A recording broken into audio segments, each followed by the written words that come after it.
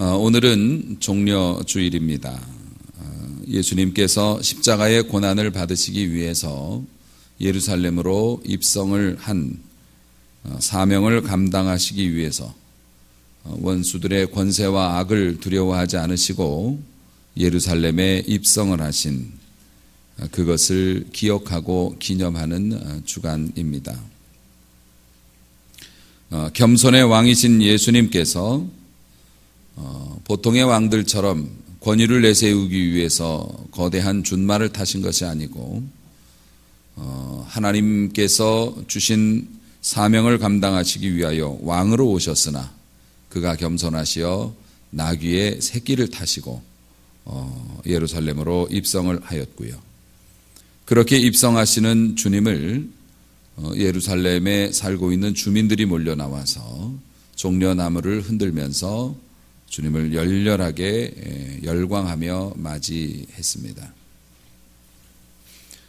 사실 예수님께서는 로마의 정권을 무력으로 뒤집어 엎고 새로운 정부를 세우시기를 그렇게 하실 것이라고 이 사람들은 기대하고 환영했지만 그들의 기대가 어긋나자 예수님을 그렇게 열렬히 환영했던 사람들은 예수님을 죽이려는 폭도로 변하고 말았고, 그리고 예수님은 그들의 소원대로 십자가에 달리시게 되었죠.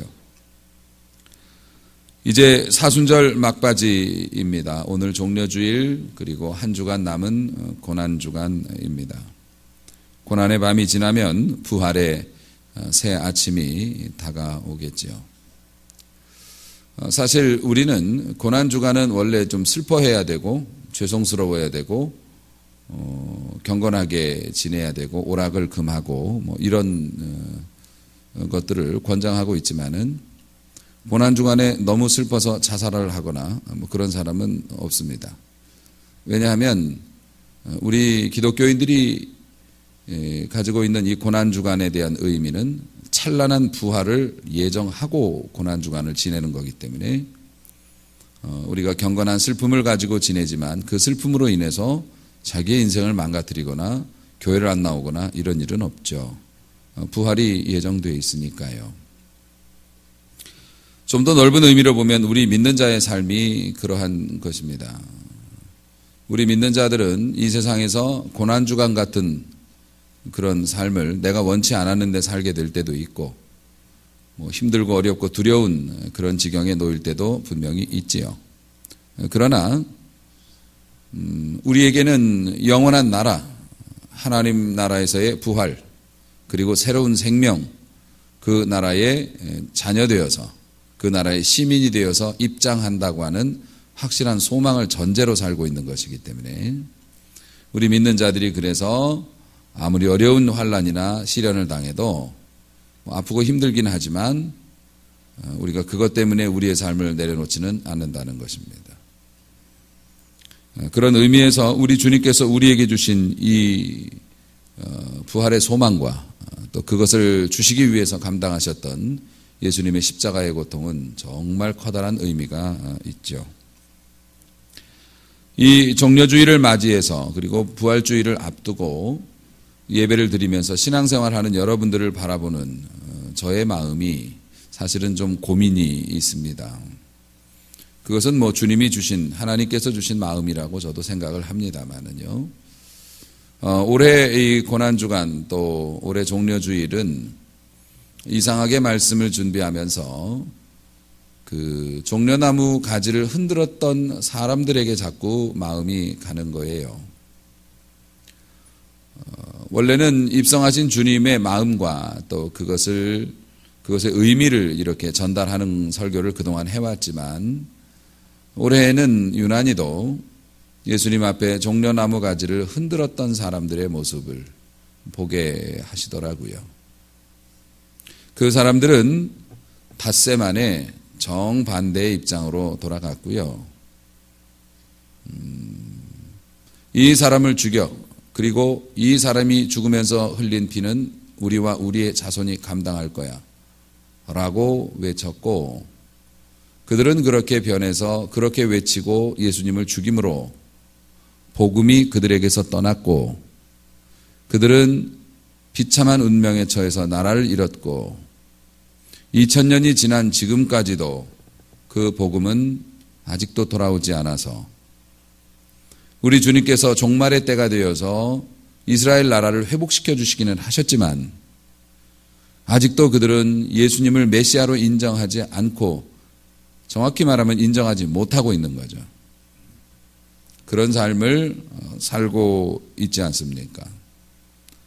그래서 우리는 천국이 보장이 되어진 사람들이지만 이 종려주의를 맞이하면서 목회자로서는 사실 마음에 근심이 있다는 겁니다. 골로새서 1장 22절에서 23절 말씀을 제가 여러분들이 이해하기 쉽도록 잘라서 제가 쉽게 읽어드리겠습니다. 이제는이라는 것은 예수님이 십자가를 지시고 고난의 그 사역을 다 감당하신 이후를 말합니다. 이제는 그의 육체의 죽음으로 말미암아 화목하게 하사, 이전에는 하나님과 우리가 거리낌 없이 소통이 되었는데 죄로 말미암아서 하나님과 우리의 사이가 막혔죠. 막혔는데 예수님께서 죽으심으로 말미암아 그 막혔던 죄의 장벽을 헐고 우리가 하나님께 직접 나아갈 수 있어요. 그래서 이제는 하나님과 우리가 화목된 존재가 되었다는 겁니다.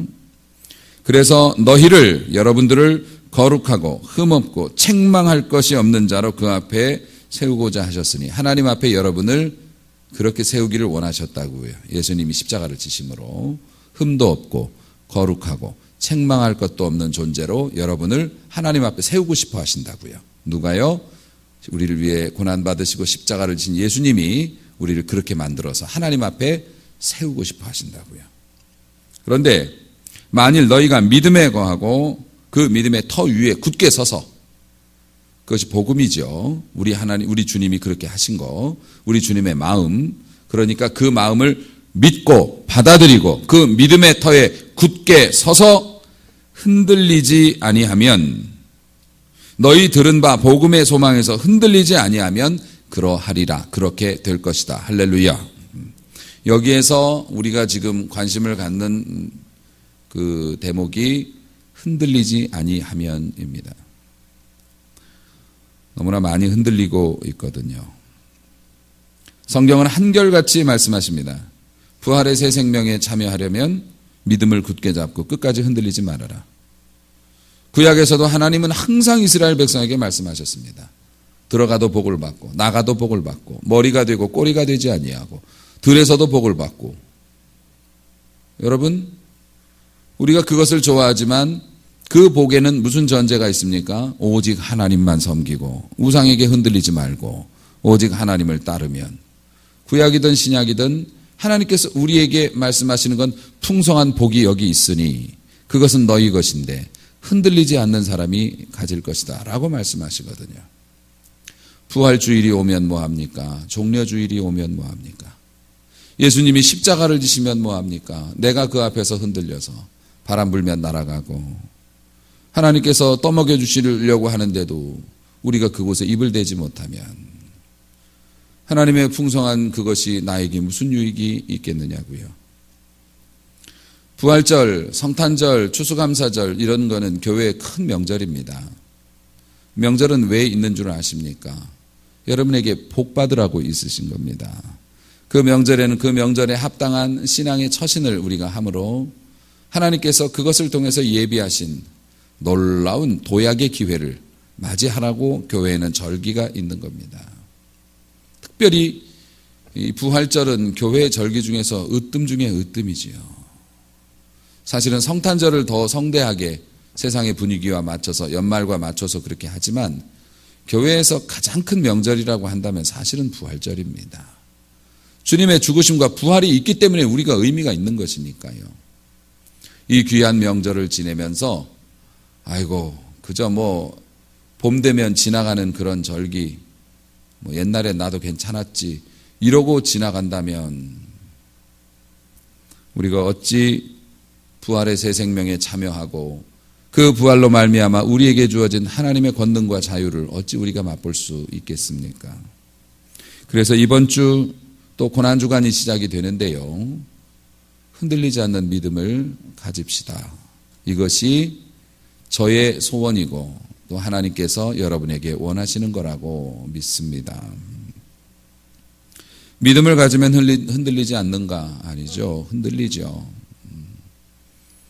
믿음을 가져도 사람에게 흔들리고 여러 소문들에 흔들리고 그렇습니다. 많은 젊은이들이 교회를 떠나가고 있습니다. 또 교회를 다닌다고 해도 온전한 믿음에서 자꾸 멀어져 가고 있는 것 같습니다. 믿음의 사람들이고 교회의 직분을 받았지만 열정이 식어버리고 관심이 사라지고 있습니다. 답답한 현실은 이러한 모든 것이 이미 예고되어져 있고 그 배후에는 사단과 악령의 역사가 있는데요. 우리는 그저 바쁘다. 우리는 그저 직장생활 힘들다. 우리는 공부하고 아르바이트 하느라고 어렵다. 이렇게 얘기하면서 그것을 따라가고 있고 주님이 주시는 풍성함에서 멀어져 가고 있는 것이 걱정이라는 말씀입니다.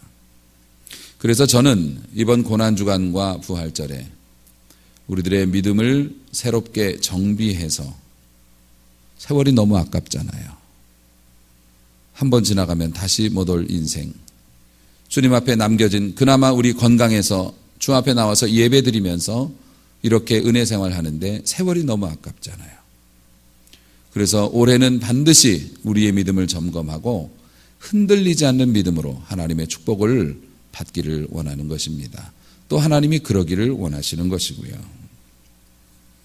사실 인간은 흔들릴 수밖에 없는 존재이죠.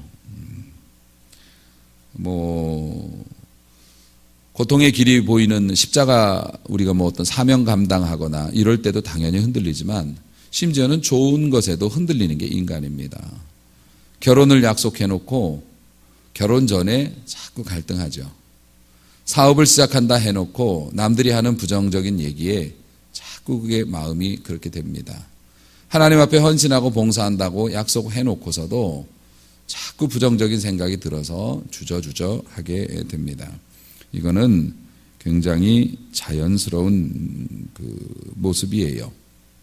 여러분이 흔들리는 걸 부끄러워하지 마세요. 용기라고 하는 거는 겁이 안 나는 게 아니죠. 겁이 나는데 하는 거니까 용기죠. 믿음이라고 하는 거, 신앙이라는 거 아무 느낌도 없이 하나님 앞에 덜커덕 순종하는 게 그 믿음 아닙니다. 믿음이라는 건 겁나서 죽겠는데 정말 두려운데 정말 하기 싫은데 주님이 바라신다고 하니까 그냥 하는 게 믿음이죠. 그렇죠. 여러분이 마트에서 돈을 주고 물건을 가져옵니다. 당연히 돈을 주면 물건을 나한테 줄 거라고 믿으니까 돈을 내는 거죠. 그렇죠? 그건 믿음이라고 얘기를 안 해요. 그건 당연한 현실이죠. 근데 줄까 안 줄까 살짝 의심이 가는데 주겠지 하고 본인이 먼저 하는 걸 그걸 믿음이라고 얘기하죠. 신앙생활이 그런 겁니다. 우리에게 흔들리는 것이 있는 건 당연한 겁니다. 심지어는 예수님도 흔들리셨죠. 우리가 지난주에 겟세마네 동산의 기도를 보았습니다. 예수님도 그 고난 앞에서 잠시 흔들리셨어요. 하지만 예수님은 그 흔들림을 기도로 날려버리시고 예루살렘을 향해서 당연히 고난이 예정되어 있고 극심한 고통이 예정되어 있는 예루살렘을 향해서 망설임 없이 들어가셨습니다.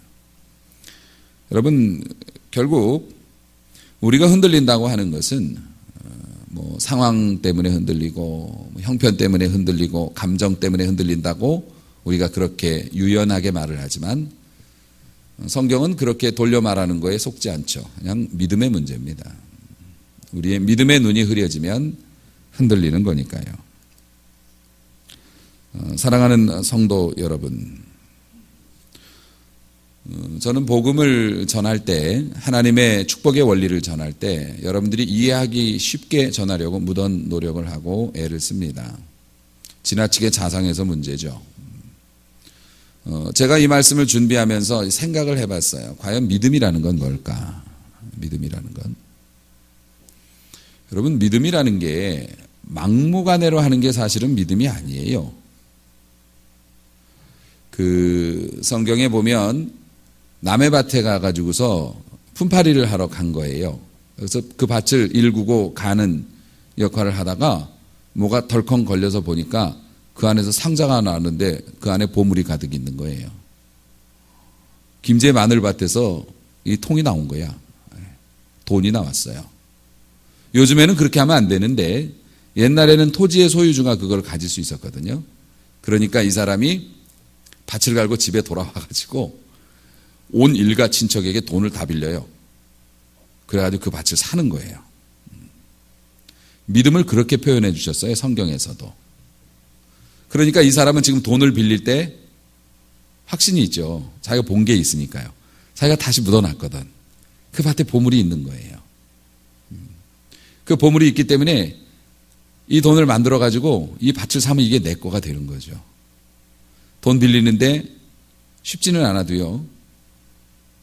즐거움과 기쁨으로 돈을 막 만들죠. 막 만들어서 날이 밝기를 기다려요. 가서 뭐 하려고요? 살려고요. 사실은 이게 믿음입니다. 여러분들이 보이는 것이 없이 믿기가 얼마나 어렵습니까? 여러분들이 막무가내로 무작정 사람 좋은 것도 한두 번이지 그냥 막무가내로 믿고 순종하기가 얼마나 어려워요. 그거 쉽지 않습니다. 여러분, 신앙의 위대한 사람들 아니면 위대한 믿음의 일들을 한 신앙의 선배들이 왜 그렇게 했는 줄 아세요? 그 사람들은 보물을 봤기 때문이에요. 봤다고요. 여러분 생각을 해보십시오. 눈으로 내가 직접 확인하는 거하고요. 남의 말을 듣는 거하고는 본질적으로 차이가 있습니다.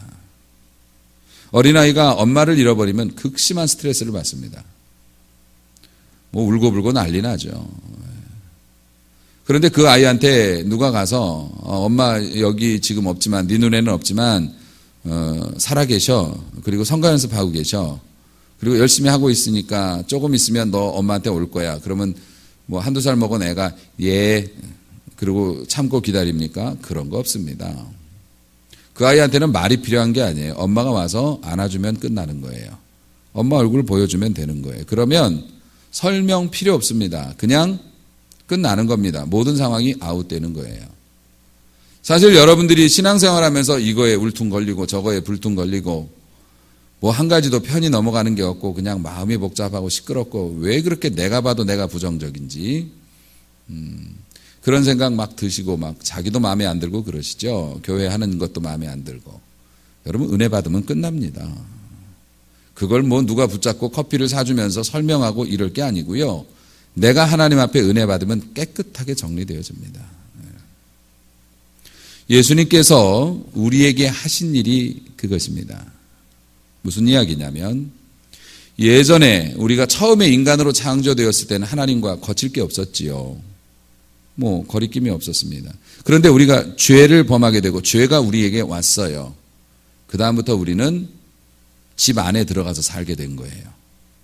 죄의 집, 육신의 집 안에 들어가서 살게 됐고 우리가 하나님과 교제할 수 있는 게 막혀버렸어요. 깜깜해졌어요. 은혜의 빛, 진리의 빛이 들어오지 않는 죄로 막힌 그 집 안에서 살고 있는 거예요. 그 집 안에서 살다 보니 이전에는 하나님을 배웠고 하나님과 교제를 했고 하나님의 음성을 들어서 문제가 없었는데 이제는 우리끼리 살아야 돼요. 깜깜한 곳에서. 그러니까 어떻게 됩니까? 그 돼지들 이렇게 돼지 우리에 이렇게 넣어놓고 키우면 돼지들이 막 응가하고 막 밥 먹다가 뒤집어지고 엎어지고 막 자기가 먹다가 싼 것에 누워 있고 그거 더러운 줄 모릅니다.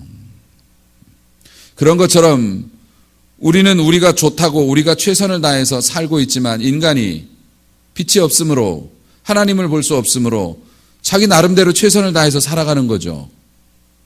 서너 살 먹은 초등학생도 안 된 아이들끼리 엄마 없이 아빠 없이 집안에서 살면 어떻게 하고 살 것 같습니까? 지들 나름대로는 라면 끓여 먹고 뭐 한다고 하지만 엄마 아빠 보시기에는 엉망진창이죠, 집이. 우리가 그렇게 산 겁니다. 그리고 나서 죄악에 매여 있는 쇠사슬이 네가 빛나니 내가 빛나니 네가 기니 내가 기니 이러고 있습니다.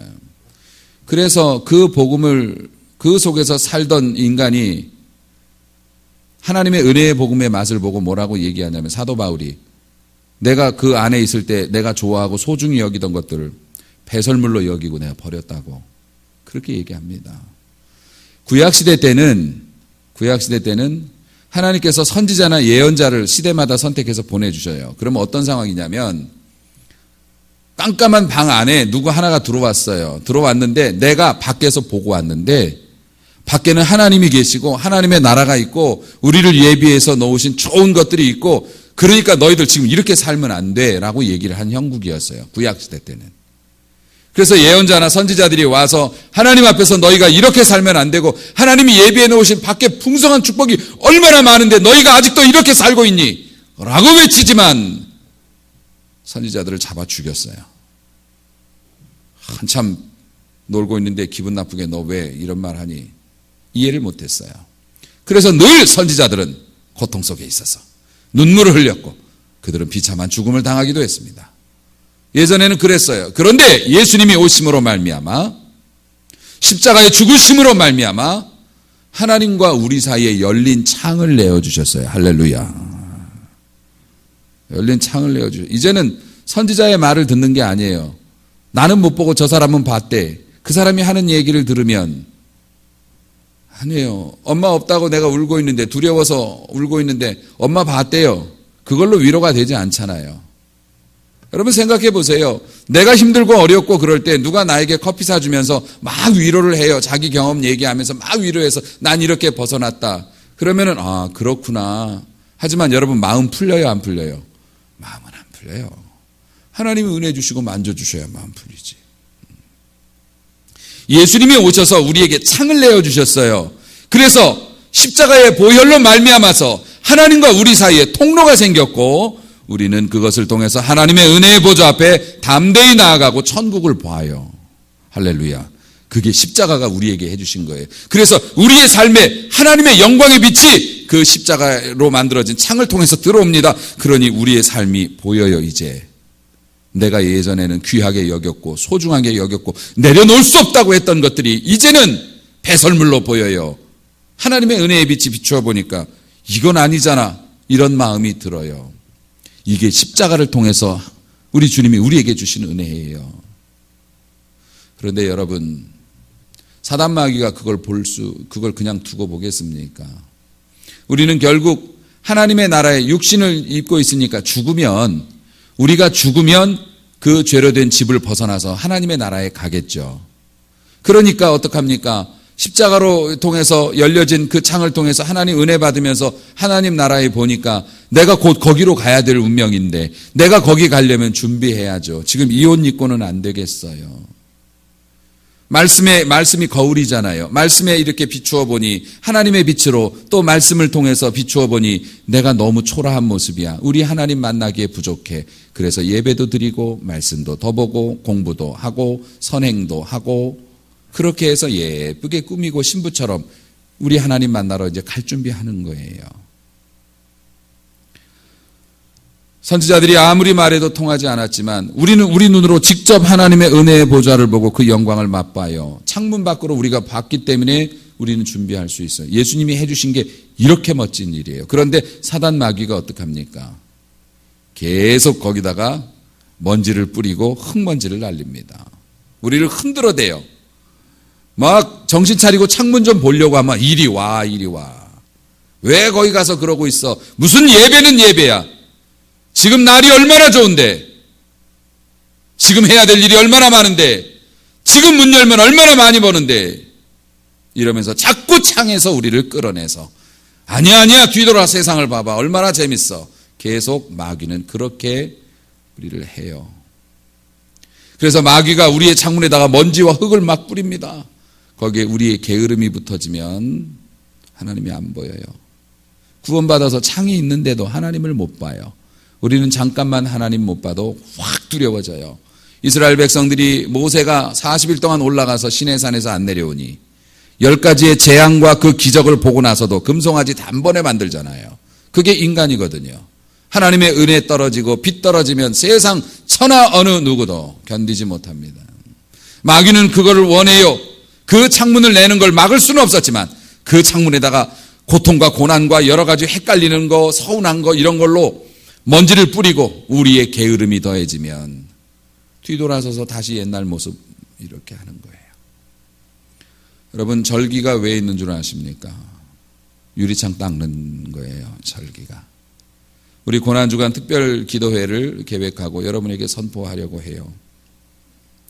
사랑하는 성도 여러분, 그런 거 잘 순종하시고 그러면 여러분의 영혼의 유리가 닦여요.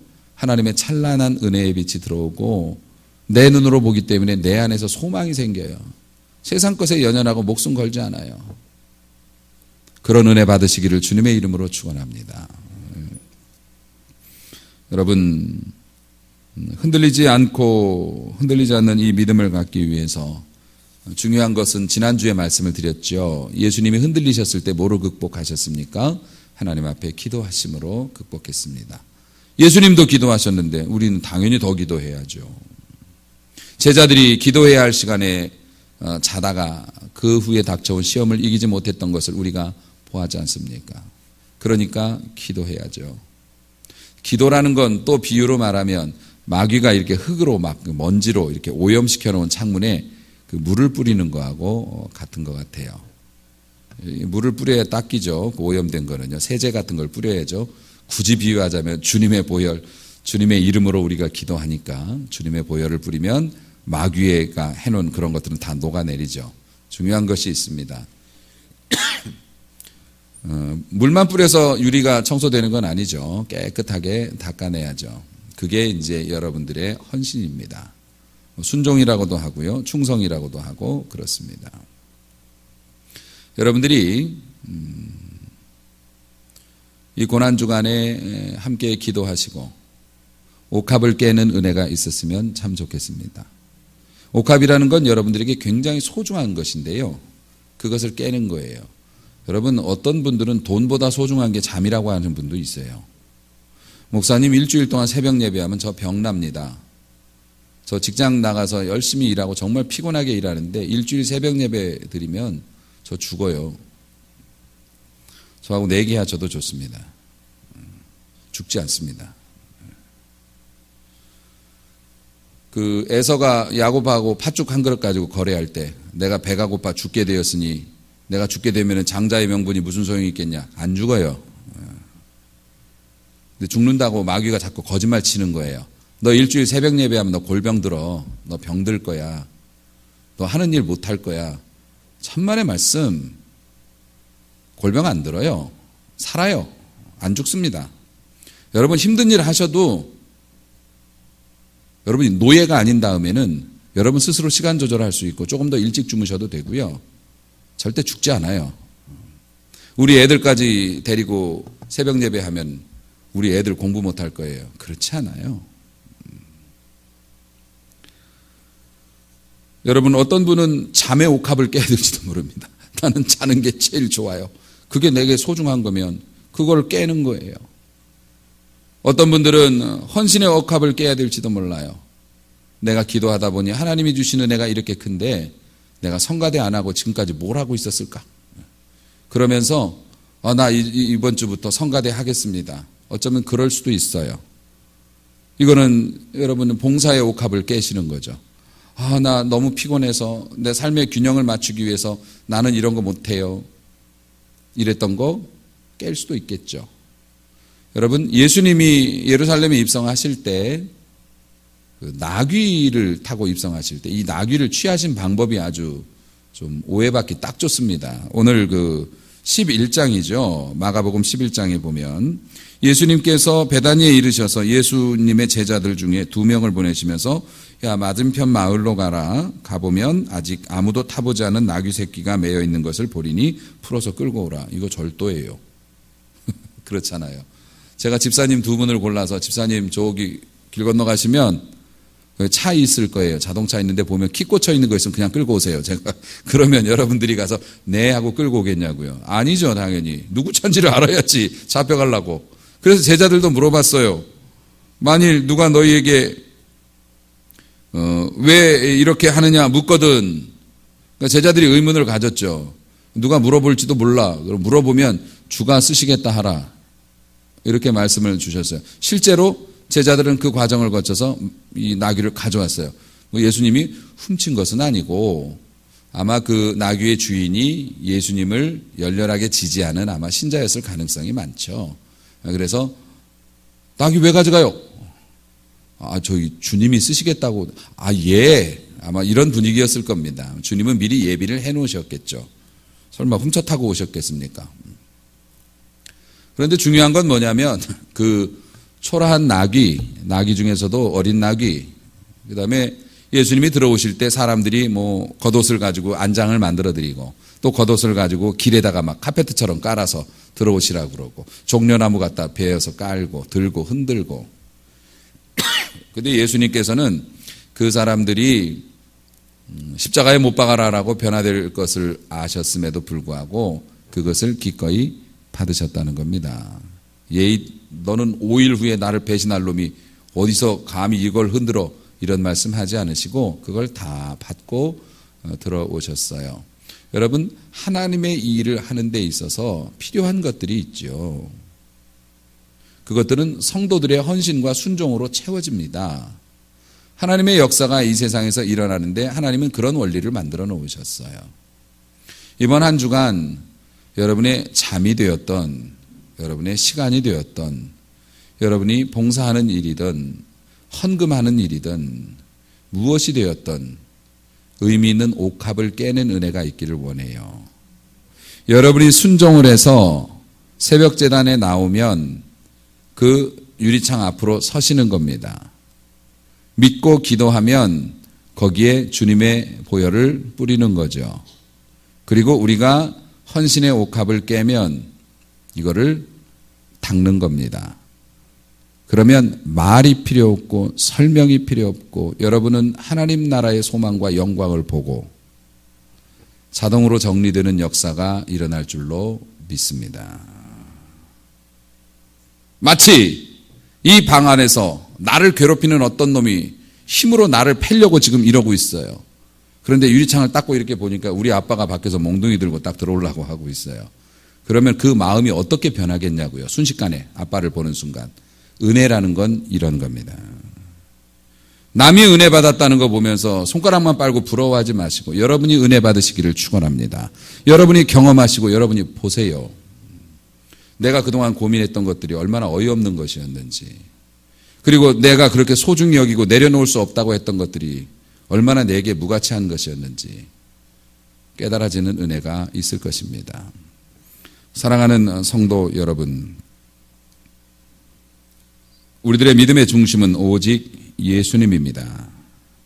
디모데후서에도 이런 말씀이 있습니다. 때가 되면 사람이 바른 교훈을 받지 않고 귀가 가려워서 자기의 사사로운 욕심을 따를 스승을 많이 두고 또 그 귀를 진리에서 돌이켜 허탄한 쓸데없는 이야기를 따라가는 일이 있을 것이다.